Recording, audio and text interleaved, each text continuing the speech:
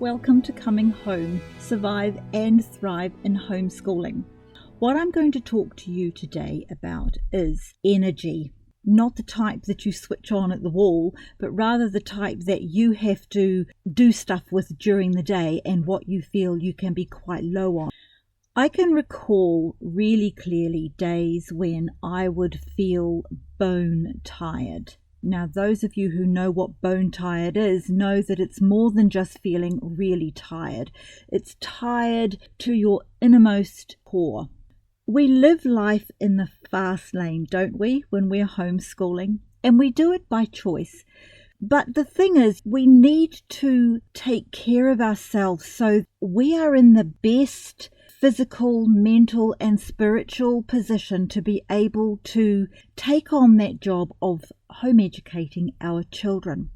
You wouldn't do very well with your car if you didn't, at least fuel it regularly. You'd just simply run out of petrol and be stranded on the side of the road. But that's not all there is to caring for your car. You need to check the oil and water regularly.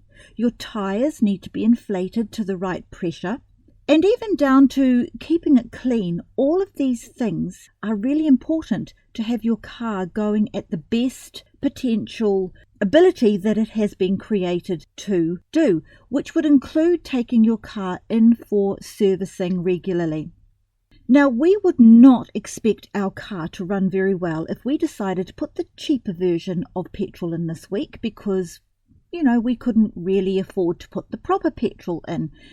And if we don't hesitate to think like that with a very basic situation like your car, I would encourage you to apply the same principle to your life and also to your family. Now, to your life, your energy level that you need to be able to do this amazing job of homeschooling, I'm going to talk about this. Obviously, the energy that your body makes is primarily got through food, good food, not just any food. A few years back, I was a raw food teacher and I embraced the raw food lifestyle for quite a few years.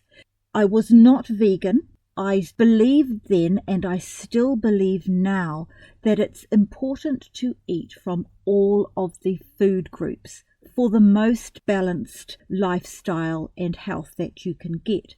So I was high raw, I called it, but I still ate meat.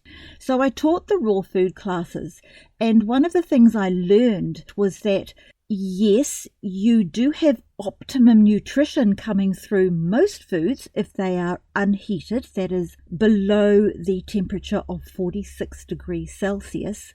However, if your food is grown in even a high quality organic soil, but you are deficient in whatever your soil's deficiencies are in your area, and in New Zealand, that's selenium, iodine, and chromium. They're all vital. So even though you might have this amazing organic garden and you eat all of the colours of the rainbow in your food and you eat seasonally and you're doing everything you can, I don't actually think you could be fully nourished by your food. I think you could do a pretty good job, but eventually as time goes by, your body is going to become more and more depleted in these essential minerals. So another way you can supplement these essential minerals apart from your food is actually supplements. The first thing I want to say about supplements is the clue is in the word supplement. They are intended to supplement your food and drink, not replace it. They don't become an excuse to be able to eat lower quality food by simply justifying and say, oh, well, never mind, my supplements will take care of that. Today I'm going to tell you about the supplements that over the years I have found really helpful to my lifestyle and also that of my family when they cared to actually take them. The first supplement I came across, which made such a difference to me, I was quite blown away by how much energy I felt by taking it, was a liquid supplement called Body Balance. It's made by a company called Life Force. As I've discussed on an earlier podcast, we were only on one income for many years over homeschooling. I would have a few part-time jobs here and there, but we were very careful as to how we spent our money. Buying supplements, good quality supplements, isn't cheap. And I couldn't always justify the spending of that money into a supplement when I knew there were other things in our household that could have paid for. I would take the body balance for a while and notice the difference and how good I felt, then let it go again every so often, and just noticed how I just slid back down. Probably over 2 weeks it would have taken to get there, back to that old familiar bone tired. So that would be my go-to supplement if I had to only recommend one.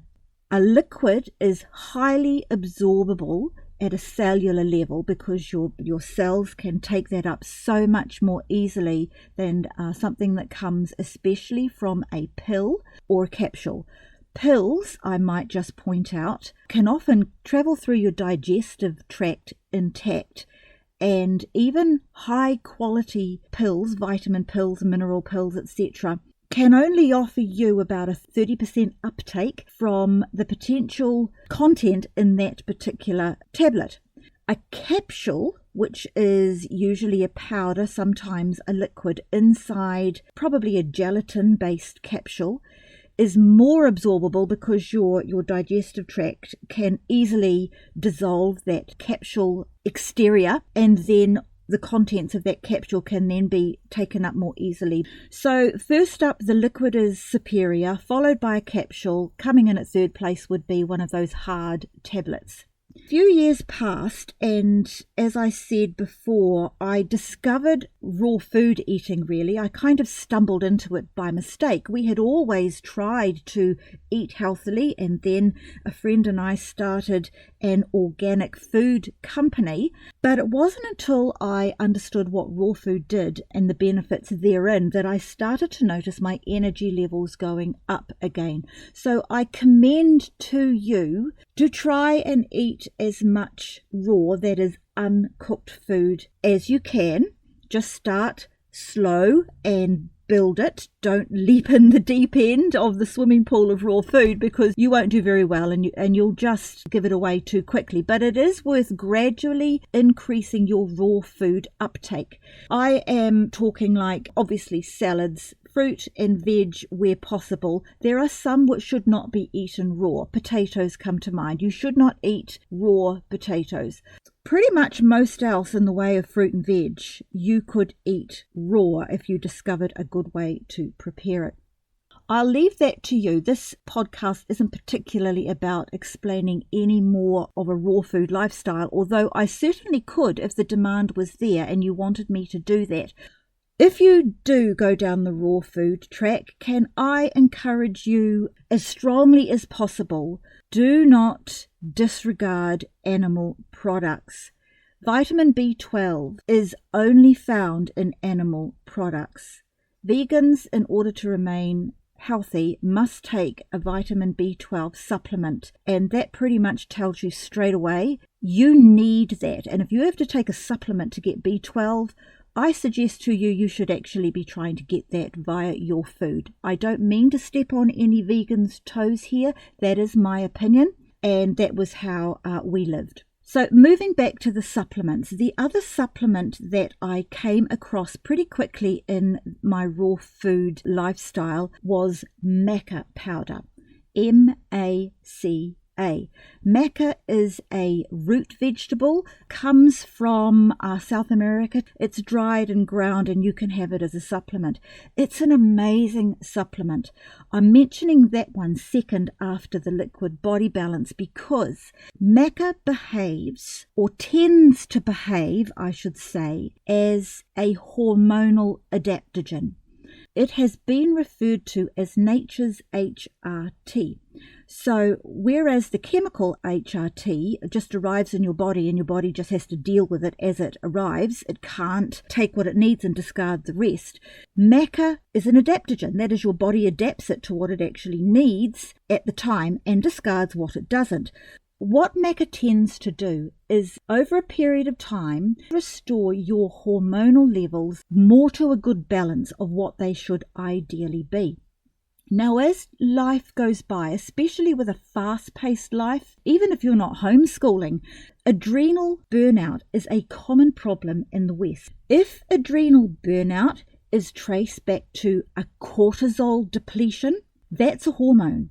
Cortisol is your fight or flight hormone, and it's normal for it to go into action sometime, but it's not designed to have to release itself for large chunks of your day every day. That's what leads to depletion. That alone would be worthwhile you're looking into and doing some research about maca powder. You can get it in capsules, which my daughter prefers, or you can have it as a powder, and I just toss it on my breakfast. It's all centered around my breakfast. Maca has a malt flavor. I quite like it. I make our own muesli here at home. At the moment, I am making a grain-free keto or paleo-based muesli. And on top of that, every morning, so I don't have to think about it for the rest of the day, on top of my muesli goes maca powder, my probiotic on the top also. I also put some psyllium powder on it. Officially, psyllium would not really be a supplement. It's a fiber. And the reason why I put that on my breakfast is that a friend's bowel surgeon told him that if everybody had psyllium powder, he reckoned that bowel cancer would become a rarity. So I thought, well, that's good enough for me. Psyllium powder it is. So that goes on my breakfast too. I also have a little saucer of capsules. Amongst those capsules are turmeric powder. I take turmeric for inflammation. Buying turmeric powder isn't actually cheap, but turmeric is actually really cheap to buy. If you're going to make your own capsules, you need to buy a high quality turmeric. So I make my own turmeric capsules. I also have vitamin D3. This was a game changer for me. Life in the fast lane as a homeschooler. Every winter, it would have been like in about the last 5 or 6 years of homeschooling that I came across D3. I read a book by Wishart, I'll put him in the description box, about D3. And it blew my mind, and I thought, well, this seems pretty simple. I'm going to try this. I conducted my own experiment. I didn't even tell my husband I was going to experiment with this because I was slightly embarrassed. Vitamin D3 really helps with your mental health. D3 is absorbed, as I'm sure you know, directly through your skin from sunlight. You need to be in direct sunlight. All you need is about 10 minutes a day in the summertime for your body to get its optimum levels of D3. When you do some research about D3, you are going to find that there are so many positive applications to D3 in your body. You're going to wonder why you never knew about this before. It is dirt cheap to buy. It's only lanolin in a capsule. It's really cheap, and that the pharmaceutical industry doesn't really want to know about it because you can't patent that and make it synthetically. Anyway, back to my story. I started taking D3. The natural amount of D3 in your body starts to deteriorate once the effective heat from the summer sun starts to go down. So maybe mid-autumn, I would start to take D3. As the cooler months come and go, especially from mid to late winter, that's when a lot of people start, well, first of all, getting sick. That's also when quite a lot of the winter blues start to happen.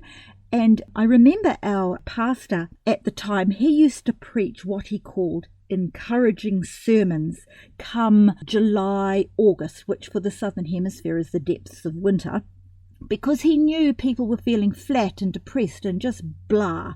I didn't actually realize it then, but that's highly likely due to your natural resources of D3 are starting to deplete. If you start taking D3 midway through the autumn, once you feel that heat leaving the sun, It keeps the D3, or I should say it tends to keep the D3 at its optimum level right throughout the cold winter season.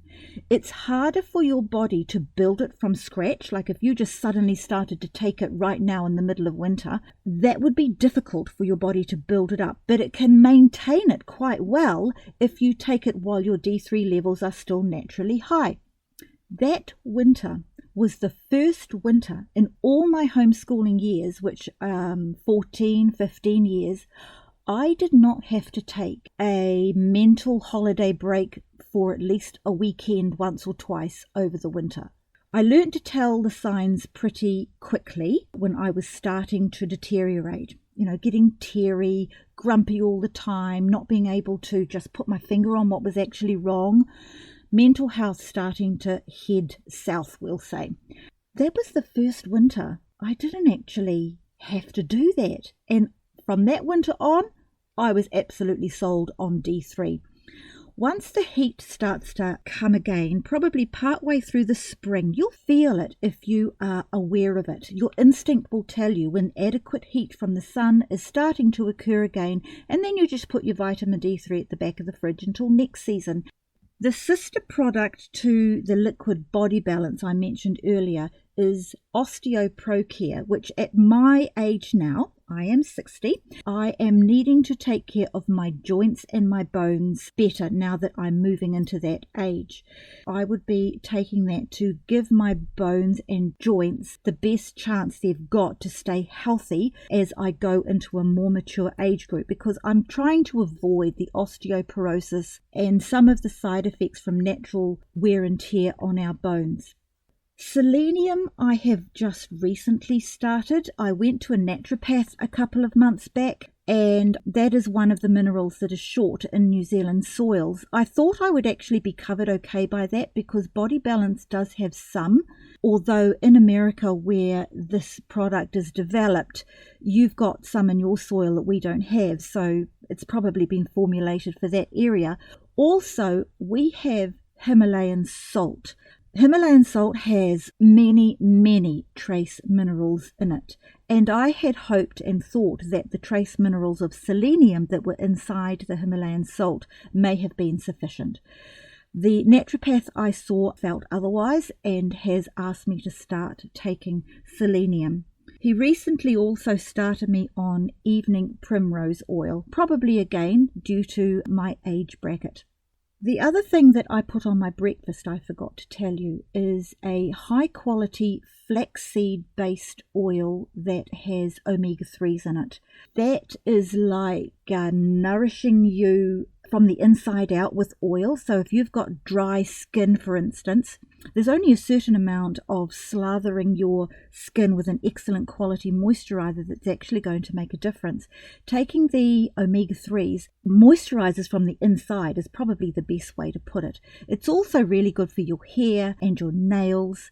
Now, many people take fish oil as their omega-3. I decided not to do that because I really just could not trust where that fish oil had come from with the problems of heavy metals now found in so much. And when I did have it, they kind of repeated on me, and I just did not like that. So I'm really happy with the flaxseed-based omega-3. I don't want you to be feeling that today I'm trying to sell you stuff. I'm not. You're probably already taking some good supplements yourself, and I say, well, good for you. If you have maybe figured out that there might be some gaps, by all means, do your own research. If you need links to go to the companies that are my preferred suppliers, those links will be down in the comments. The probiotic I mentioned earlier, I just kind of rushed past that without actually explaining why I have this. We have had this probiotic, or I should say I have had this probiotic for about 15, 16 years. I suffered adult acne, and that was the only thing that cleaned up my liver and my bloods and is what set me free from adult acne.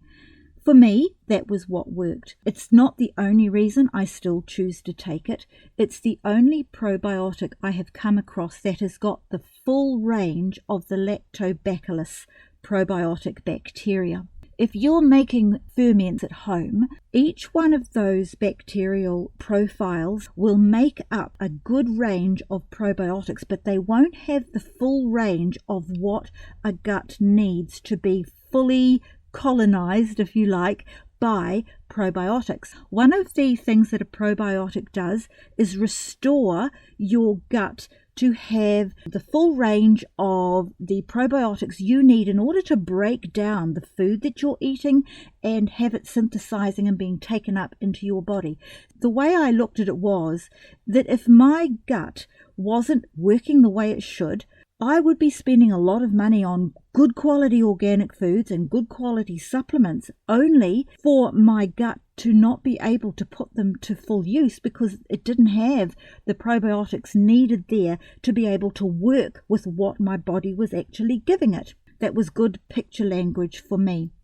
If you do some good research on probiotics, you will find that your gut, they refer to it as the second brain, I think it is, in your body. It is really, really important.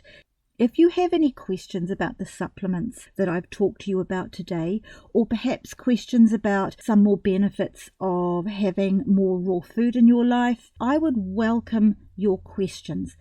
I'm not a nutritionist, I'm certainly not a dietitian, but I have studied and learned a lot over the years. My father used to call me a sandal wearer, which was the euphemism back then for a hippie. I had my own shelf in the kitchen for all my health foods. For today, that's it. I hope it's been helpful to you. I hope you find a way to naturally raise your energy level in this homeschooling life that you have chosen. Once again, if this podcast has been helpful to you, I invite you to share it around to your homeschooling friends or even those who don't, because the information in it today especially would actually help anybody. That's it for me this week. I'll catch up with you next week. Bye-bye now.